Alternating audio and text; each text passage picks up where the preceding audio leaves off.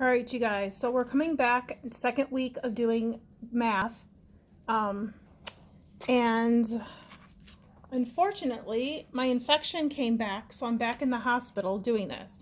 So before you guys freak out, let me just kind of show you guys. I bandaged my hand because I have an IV in my hand. So I just didn't want you guys to freak out when you see it. So we're going to try doing as much as we can with this today. So this way you guys have it. I came in on Thursday. I know I haven't posted my question yet, but I'll do that after I do this video. So we're going to start off with doing multiplying radicals.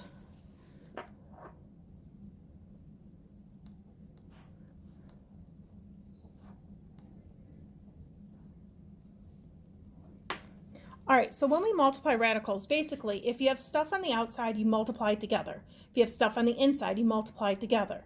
Then when you're done, you simplify everything that's on the inside. So let's take this a little bit by little bit.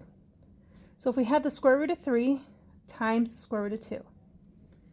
What this is saying is basically the same as saying the square root of 3 times 2. And this is a bit shaky. I'm sorry, I'm writing on the hospital table thing. So what is 3 times 2? Square root of 6. Can we simplify the square root of 6 down to anything? No, so we leave it alone. Okay, so let's try another one. Square root of 6 times square root of 2. Since the stuff is on the inside, we multiply them together. So we do multiply of 6 times 2. 6 times 2, sorry you guys, this is wobbly, is the square root of 12. But we know that square root of 12 has a perfect square. So we have 1 and 12, 2 and 6, and 4 and 3. So the perfect square out of those sets of factors would be 4. So this basically breaks down to 4 times 3, and the square root of 4 is going to give us 2 root 3. So it's basically going back to what we learned the very first time that you guys started doing this. Okay, let's do another. I'm going to do 2 more with you guys, because my homework that I give you guys is not going to be as complicated as my notes were from the last time. So we have 3 root 3 times 4 root 2. So now if you look at this, we have junk on the outside, we have junk on the inside. So what we're going to do is we're going to take the junk on the outside, multiply them together. So 3 times 4, I took the 3 and the 4, and then we're going to do square root 3 times 2.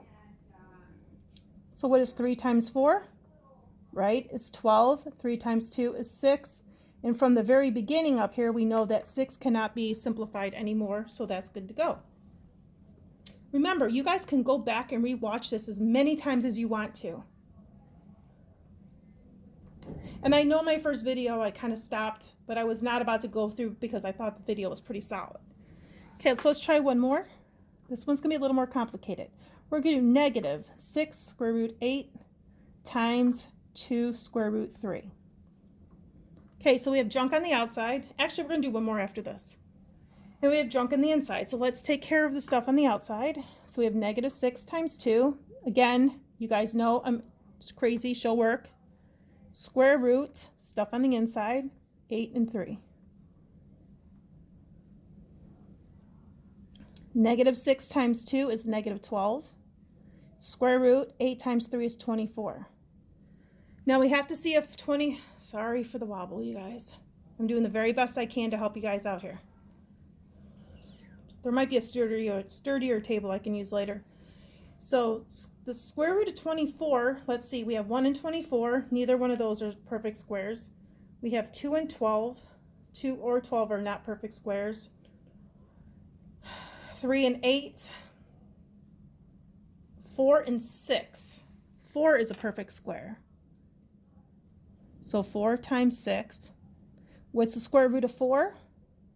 Square root of 4 is 2. And then the 6 stays on the inside.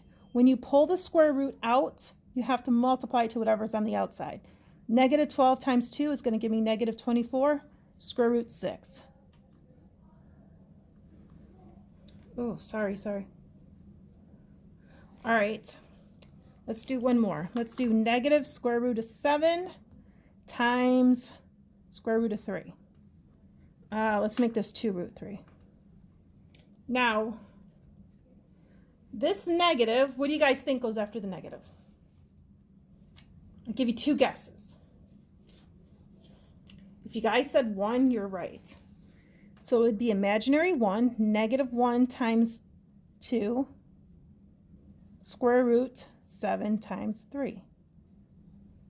Negative 1 times 2 is negative 2. 7 times 3 is 21. And we're done. This should help you do the multiplying radicals worksheet. Again, if you guys need my help, I have office hours from 7 to 8 a.m. and p.m. and 2 to 3 in the afternoon. So if you guys have questions, you can ask. All right, so we're going to do dividing next. So right now, just go ahead and do these. Hopefully, if you guys have questions, you are asking me. I really do not want you guys just to go through it and not know how to do it, because I think we're supposed to give you guys quizzes. So make sure you guys do this, okay? All right, I will get the next video ready and we will chat after that.